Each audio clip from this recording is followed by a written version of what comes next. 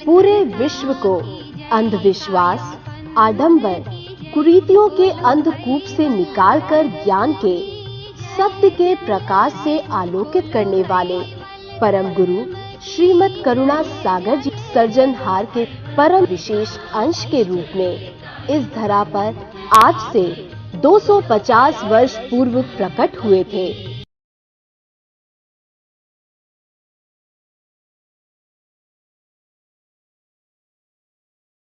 छत्र छाया में एक सामान्य बालक की भांति रहे, किंतु बालक कुबेर ने अपनी लीला के अनुसार साधु दीक्षा लेने के लिए 7 वर्ष की आयु में ही गृह त्याग का संकल्प लिया। स्वयं सर्वज्ञ और सृजनहार के परम विशेष अंश होने के बाद भी गुरु शिष्य परंपरा को सम्मान देने के लिए बालक कुबेर ने ओड गांव में रामानंद संप्रदाय के सिद्ध संत श्री कृष्ण स्वामी जी महाराज से गुरु दीक्षा ली।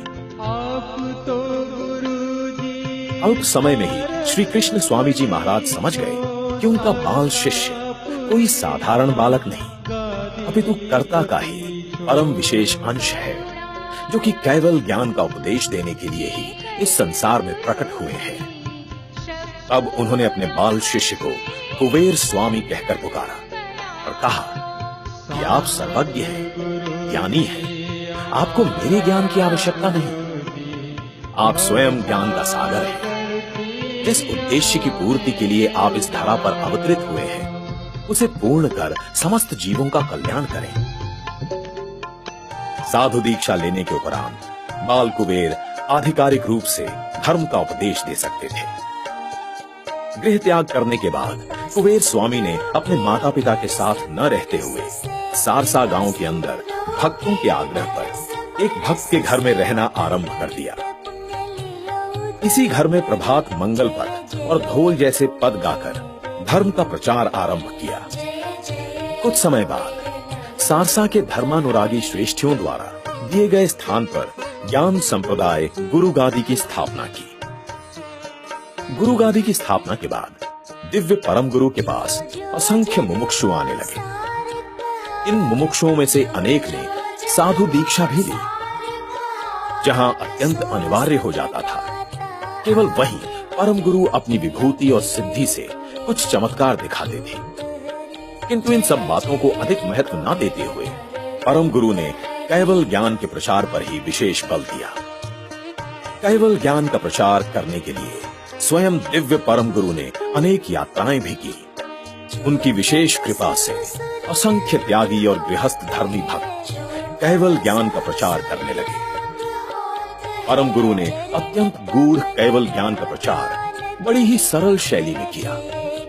परम गुरु की सरल शैली ने जनमानस को प्रभावित कर उन्हें भी केवल ज्ञान का अमृत पीने का सुअवसर दिया। जीव मात्र के कल्याण के लिए ही केवल ज्ञान को दिव्य परम गुरु ने लिपिबद्ध भी किया। दिव्य परम गुरु ने स्वयं 15 ग्रंथों की रचना की।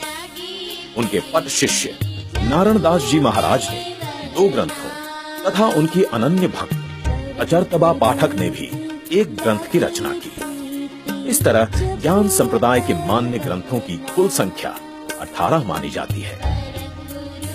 दिव्य परम गुरु द्वारा रचित ग्रंथों में पंचम सूक्ष्म वेद प्रमुख है।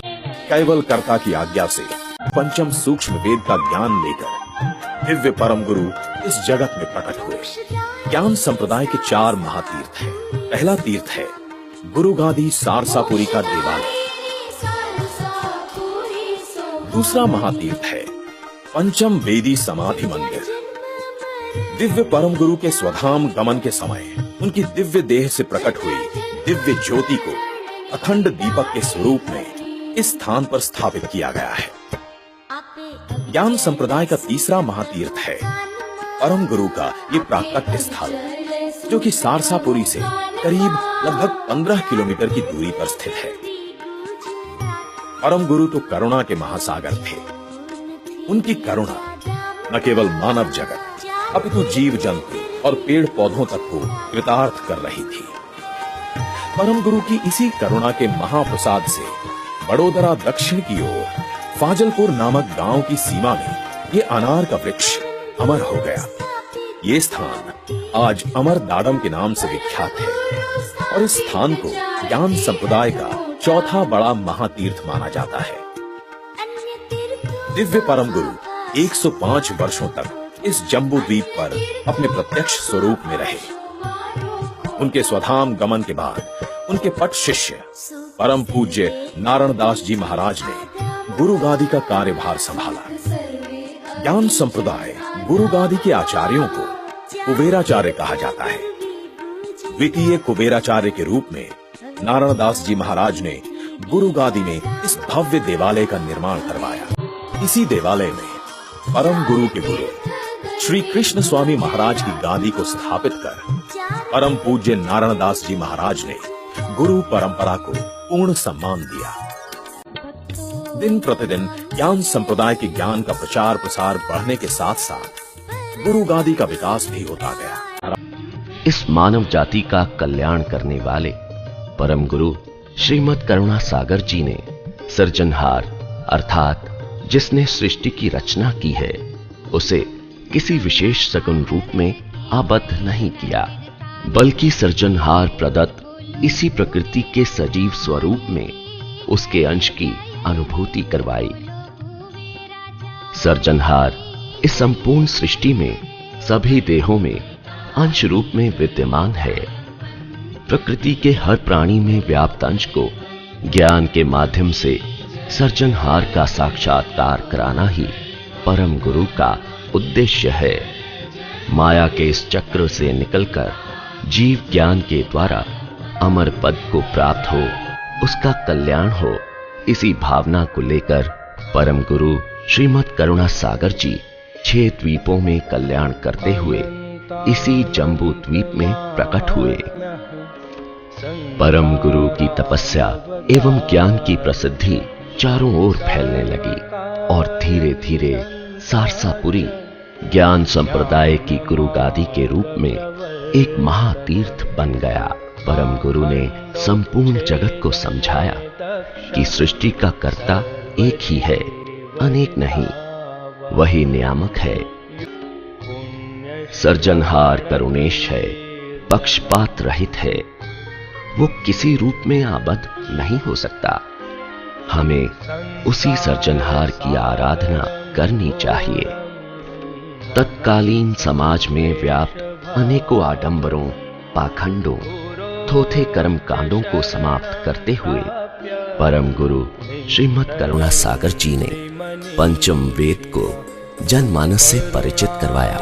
परम गुरु भक्तों को कहा करते थे कि केवल मेरे चमत्कारों को देखकर ही मेरी पूजा ना करना, अपितु सृजनहार के ज्ञान को सत्य मानकर ही मुझे याद करना।